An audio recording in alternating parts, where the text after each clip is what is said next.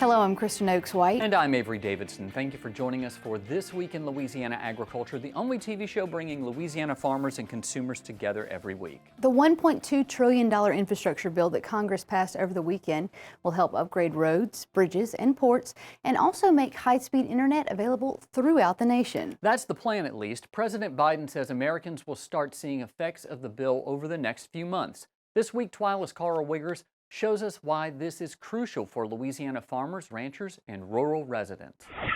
Recently, a group of legislative staff who work with Louisiana's congressional delegation traveled across the state to learn about issues Louisiana farmers are facing. One of the major issues that farmers and rural residents face is the lack of broadband internet access. That's why Vineeth Iyengar with Connect LA was in this meeting in Iberville Parish.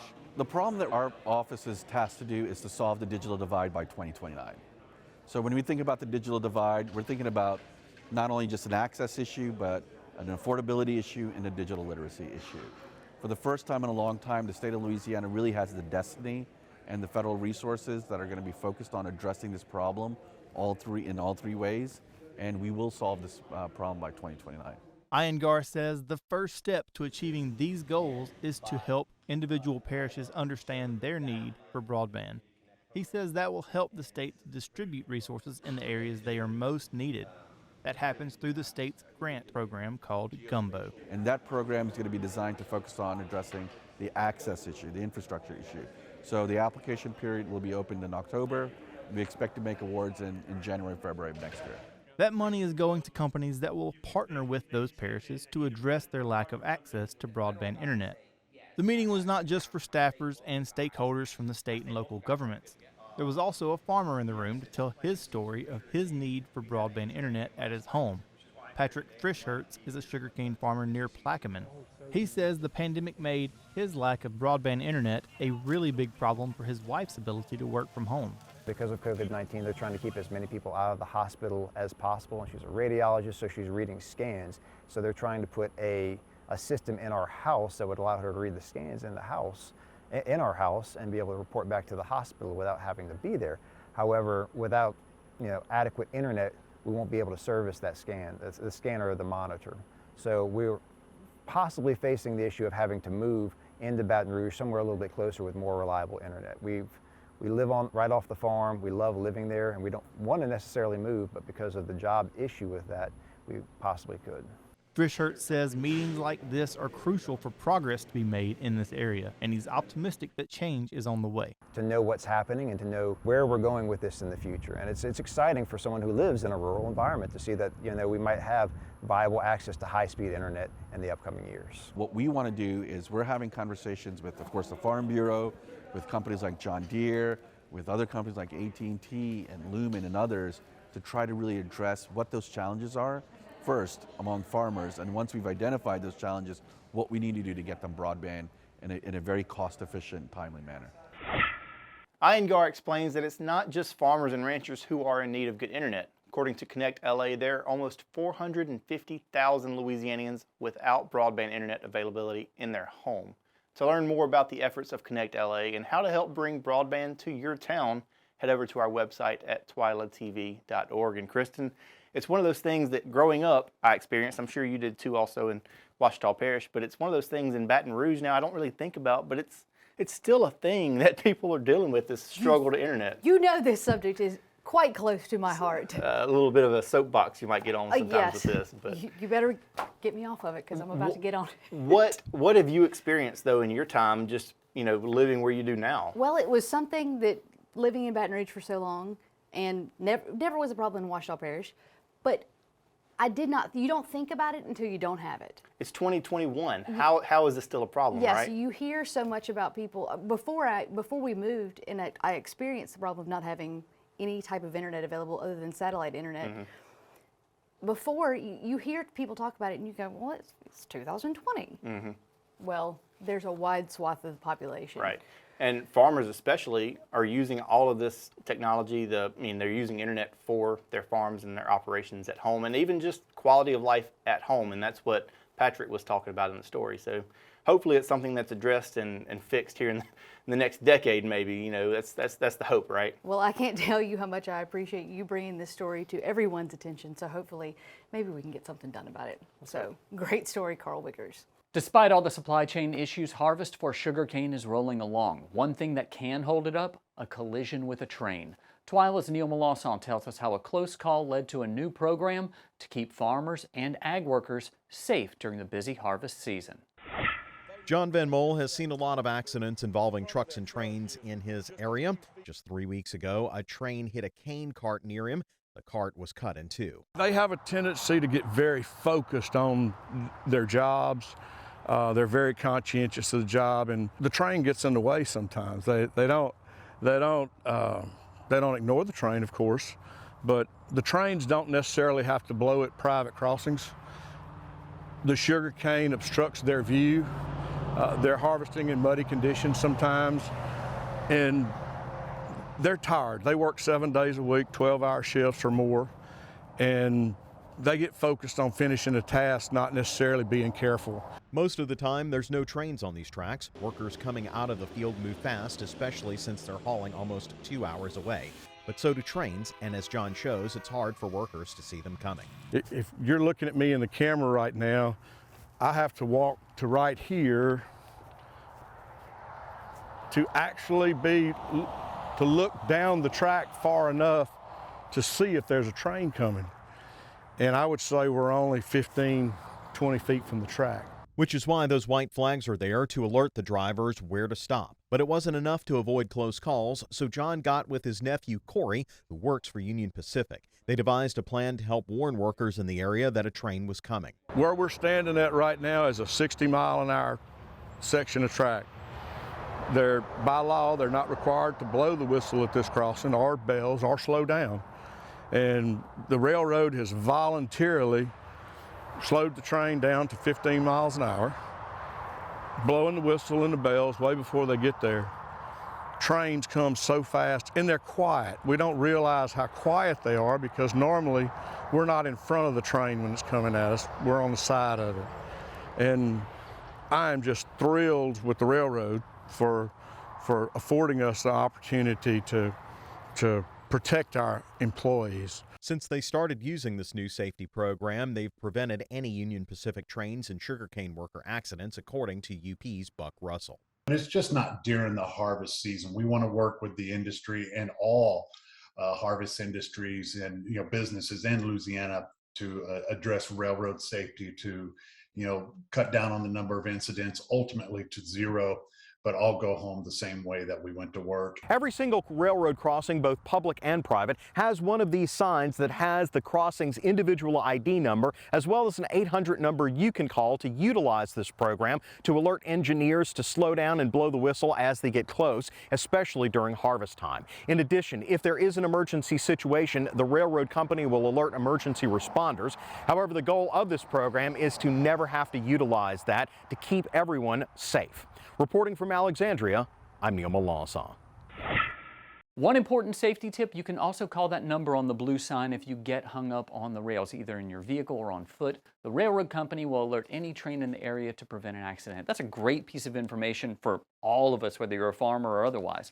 Incidentally, while Neil was filming the story, the Van Moles reached out to Kansas City Southern Rail, and they agreed to join in the program. It's a win for farmers, ranchers, and everybody, really. Well, it makes you wonder, why haven't they always had this? Yeah, well, I think it's probably because now we all have cell phones. If Very you go true. back, whenever they put up these crossings, if you got stuck on the tracks, you had to walk a quarter mile, maybe even a mile, and hope that someone had a phone that you could use or a pay phone. Now, we've all got them in our pockets. It just, makes it feasible to put a sign like that on a crossing. Well, very good story for people to know that it's there. Well, moving on to Christmas shopping, you've likely heard on the news about supply chain disruptions affecting your Christmas shopping. However, we know an easy way that you can get gifts for those you love and ensure that they arrive on time. It's something Louisiana Farm Bureau members have known about for more than 30 years. The Louisiana Farm Bureau Holiday Shop. And one of the top gifts available from there, pecans from the Point Capee Pecan Company. The humble exterior of this building is just the shell that holds delicious flavors within.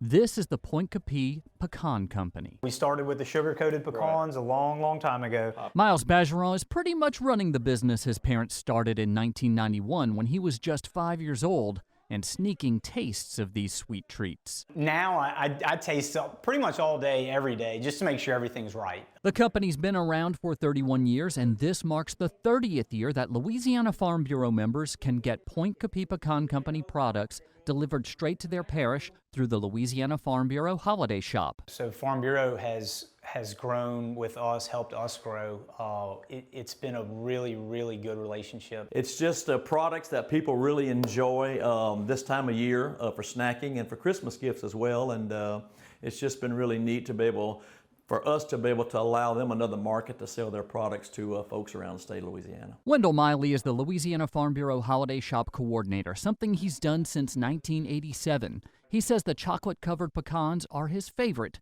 and are now a staple of the program. We've carried a lot of different products through the years that have come and gone. Just sales would go down and we'd swap to something else.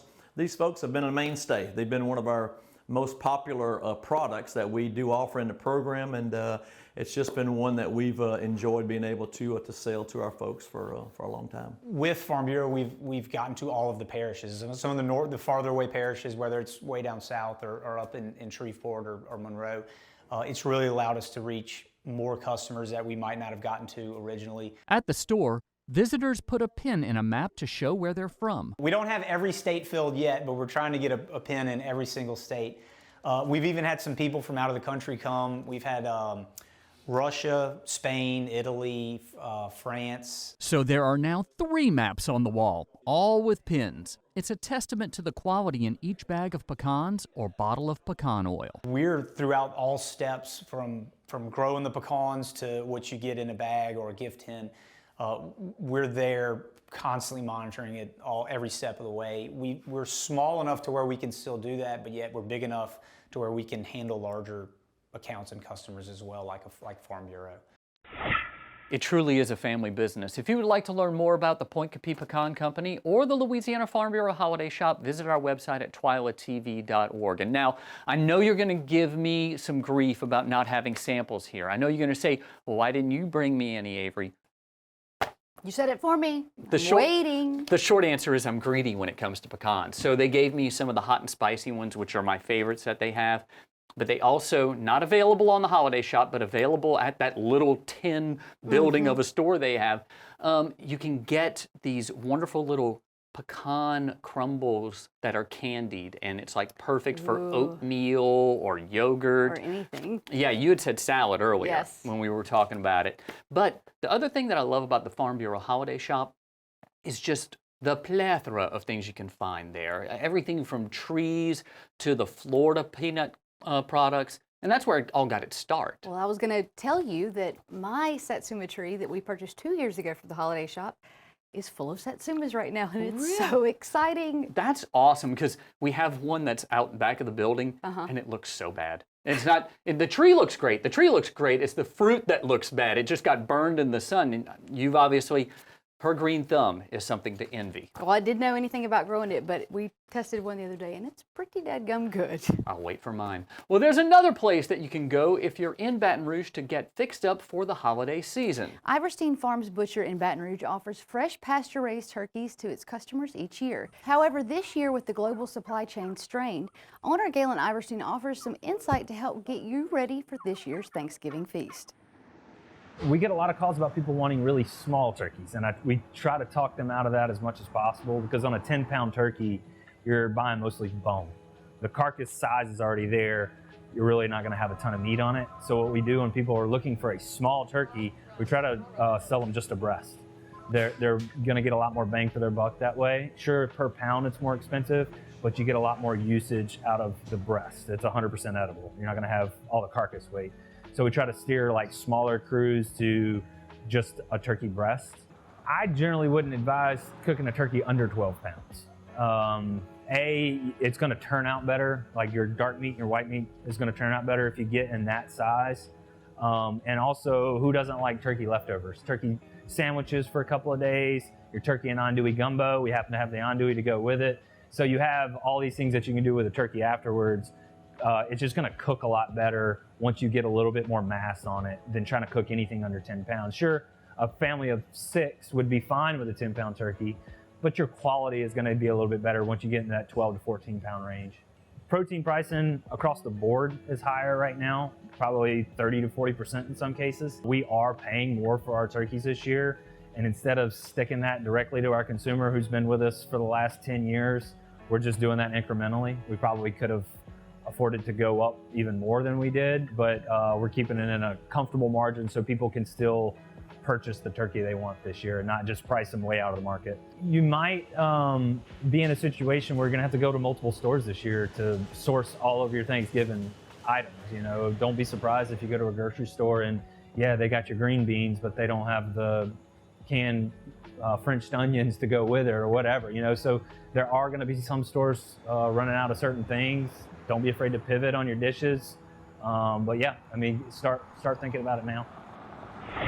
Now we have more from this interview with Galen Iverstein online, where he offers up some cooking tips and other tips to get you ready for your Thanksgiving dinner. If you're in Baton Rouge and would like to order a turkey or ham from Iverstein Farms Butcher, head over to our website at twilatv.org. That's where you'll find a link to that and the full video as well. And from what I hear from Carl, that ham is absolutely worth it. Not that he brought us any. Well, still to come on TWILA, the equine industry is not just horsing around. But first we head to a farmer's market celebrating 25 years of fresh food. Stay with us.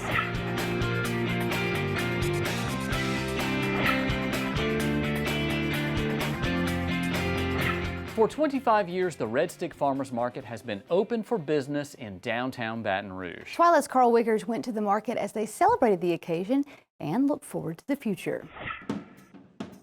So look, man, hey, what's up, brother? How you doing? Good to see you. So this farmer's market has been here for 25 years as of today. This has been a very, very big part of my farming career. You know, all the ups and downs that go along with farming, and the one thing that's been a constant for me has been the Red Stick Farmers Market. I know I always have a place to come.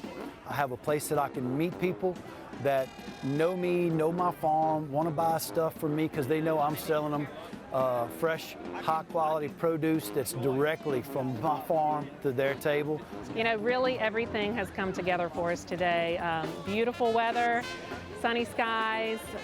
Really our farmers are recovering from Ida. The fall harvest has come in right on time, so today we really have farmers, a lot of them back for the first time with the fall harvest. So the crowds have been incredible. Everything has just come together and we couldn't be happier. Here at Breda, we support over 40 farmers and food artisans from 14 different parishes across the state. And so it's really unique that we bring those 14 parishes into the heart of the city in Baton Rouge every week. You know, we're the capital city, we're just steps from the Capitol, so it's pretty symbolic that here every Saturday morning you can find all the different parts of the state coming together as one.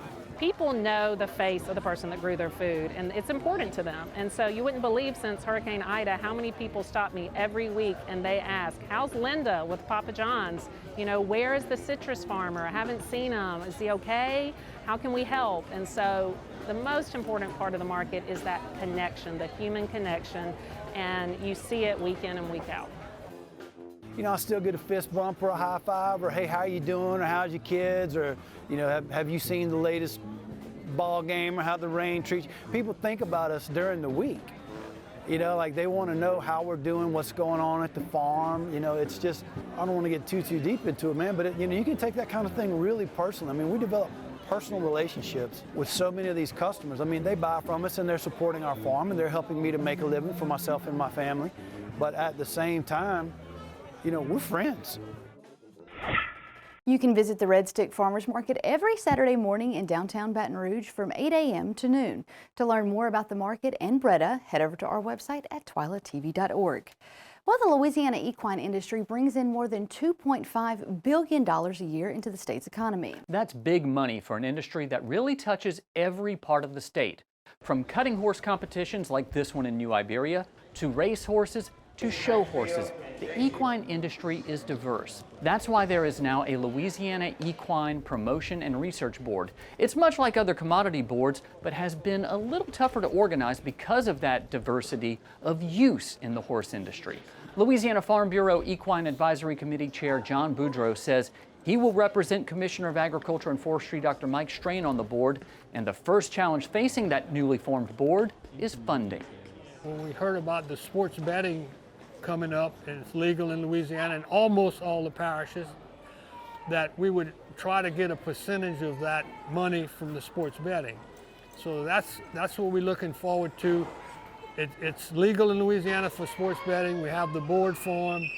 Now next year the legislature is going to designate where that money is going to go from the sports betting, and there's going to be a lot of people who want a piece of the pie. You know, the roads and bridges need money, the schools, et cetera, et cetera. So we're going to ask for a small percentage to support the horse industry. As Boudreau said, this is something that will come up next year before the legislature. We'll update you on that effort once the session begins. Still to come on TWILA, a lesson in spending quality time with loved ones, with guns. And surviving. The TWILA Boost is up next. Stay with us.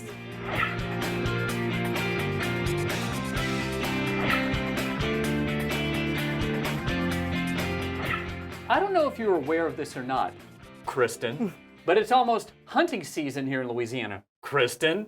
And let's face it, when they aren't working in their fields, most farmers like, Landon are out there in a deer stand or a duck blind at this time of the year. Tell me something I don't know and that I don't have 100 opinions about. Are you trying to get me on my soapbox today? You and Carl. This whole show is about you and your soapbox. Well, in this week's TWILA Boost, we found a video from You Betcha's YouTube channel that hilariously captures what it's like to go hunting with your wife. Happy anniversary! I'm so glad you took me out here. Really this happy. reminds me of our wedding with all the colors. Remember when the leaves changed that day? Okay, babe, we gotta keep it quiet. That's gonna be so much fun when we get a deer. When did the deer come? Okay, remember we gotta, because every time. Hey, babe, what's this? It's doe scent. Oh, what's that? It's like perfume for the bucks. No, babe, don't put that on. It's doe urine. Oh, that is gross. Yeah. Oh, I'm dumping this out. No, do not dump it. Stop. Oh, that's rancid. I love you, but that does not sound like a deer. Will you be quiet, please? Okay. Don't do it. Don't. It's not cute. Don't.